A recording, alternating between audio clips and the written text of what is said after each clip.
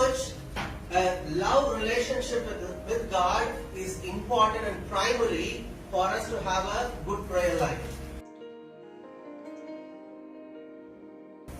Jesus said there are only two great commandments.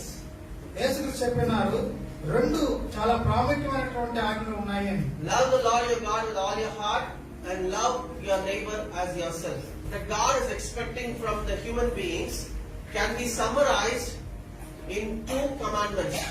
Love the Lord your God with all your heart and love your neighbor as yourself. Bible says that He first loved us before even we are loving Him. 1 John 4:19 says, we love Him because He first loved us. Okay, then already I love you first, and then because of that you love me and love others. Hallelujah. In this is love. This is love, is defining. Not that we love God, but He loved us and sent His Son to be the substitute for the sins. So He is saying that this is the first love, that I have showed love to you.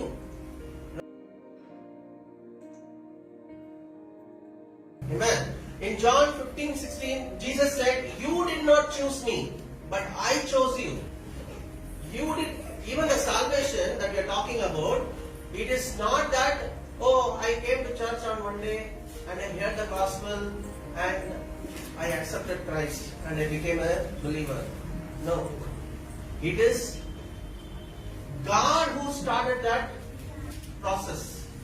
It is God who put right people at the right time in your life, that because of which you are able to come and you are able to hear the gospel and then you got saved. Right? So, when God is expecting your attention, when God is saying, you spend time with me, you come into my presence, you read the word, you worship me, right? You do the things that I'm asking you to do. If you love me, you will do my commandments, right? Two walk together unless they are agreed. So, when the relationship is not built and they are not agreeing together, then two of them cannot walk together. When we are saying that walk with the Lord, walk with the Lord, walk with the Lord, you both have to come in agreement of love. The first thing that should really settle in our mind is the initiation of love started from God. We need to understand that love deeply, and then out of that understanding and response, we love Him back. Love relationships are built stronger in a family atmosphere. ఆ యొక్క ప్రేమ అనేది కుటుంబ జీవితంలో అది చాలా ప్రాముఖ్యమైనది. ఆ యొక్క ప్రేమ మీదే ఆ కుటుంబం ఆధారపడి ఉంటుంది. That's why we even tell the church is a family. అందువల్లనే సంఘం అనేది కూడా ఒక కుటుంబం అని చెప్తున్నాం. We may not be from the same immediate forefathers, though Adam or Noah is our actual forefathers, but still, though we are separated, but we come together in the name of Jesus. That atmosphere becomes a family atmosphere. God was extending His heavenly family onto the earth. Yeah. From whom the whole family in heaven and earth is named. From whom? Here is 15th verse. From whom the whole family in heaven and earth is named. There is only one family, whole family. Whole family means like one big family. So there was a family already in heaven, and He looked for a earthly family, right? And through that, He wanted to establish His love, so that His love can be known to many. Amen. And that's why Bible keeps on talking about God as a father. కాబట్టి పరిశుద్ధ గ్రంథం మనకి Bible ఏం చెప్తుందంటే అక్కడ దేవుడు మనకి తండ్రి అయి ఉన్నాడు అని చెప్తుంది. Though He is the master, though He is the King of Kings and the Lord of Lords, though every great name that you can talk about, but God takes personal delight when you call Him Father. Amen. In James 1:17 also it says that He is the Father of lights, and which means that anybody has spirit, they have that light in them, right? That's why Jesus called, you are the light of the world. You are the light of the world. There is some illumination that happens. There is light means there is some kind of illumination. Hallelujah. For you did not receive the spirit of bondage again to fear, but you received the spirit of adoption. We are adopted into His family. Amen. We were all estranged. We were all in sin and separated from the that's what Paul says. We are alienated from the commonwealth of God. Right? We were alienated, but God adopted us into His family, and that's why now we can call Him Abba Father. Abba Father. And that's why in 1 John 3:1 says, behold what 1 John 3:1.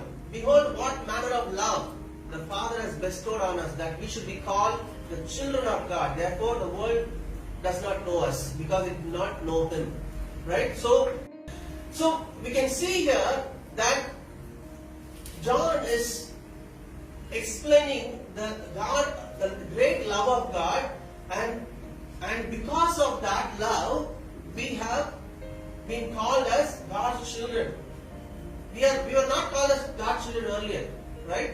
But because God has showed His love, because we come into His family, now God is saying, "Come, I'll adopt you." There's no division.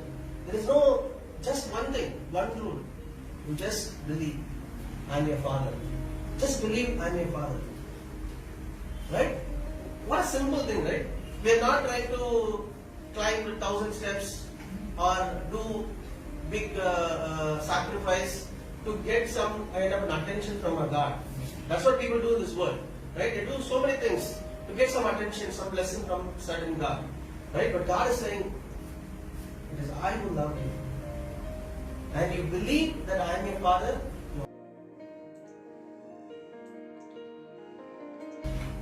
It is this boldness that gave Jesus a great confidence in prayer.